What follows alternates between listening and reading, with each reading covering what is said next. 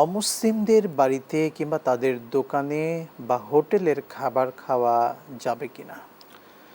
ধন্যবাদ ভাইকে গুরুত্বপূর্ণ প্রশ্ন আমাদেরকে করার জন্যে। দেখেন, আমরা চলতে ফিরতে এই প্রশ্নের সম্মুখীন হই, এমন সিচুয়েশনের মধ্যে পড়ে যাই জি। যে হোটেল মালিক হয়তো হিন্দু হতে পারে, সেও কিন্তু বনে আদম, সে আদমের সন্তান।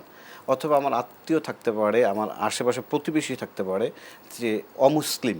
এখন হিন্দু আমরা বলবো না, সে অমুসলিম, সে অন্য অমুসলিম কোনো ধর্মের হতে ভিন্ন পারে। ধর্মের হতে পারে। এখন আমাকে আগে দেখতে হবে যে খাবারটা আমি খাচ্ছি সে খাবারটা হালাল কিনা। জি।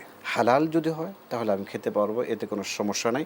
কারণ হুজুর সাল্লাল্লাহু আলাইহি সাল্লাম ইহুদির বাড়িতে দাওয়াত খেয়েছেন, ইহুদিকে হুজুর সাল্লাল্লাহু আলাইহি সাল্লাম দাওয়াত দিয়েছেন, এটাও হাদিস দ্বারা প্রমাণিত।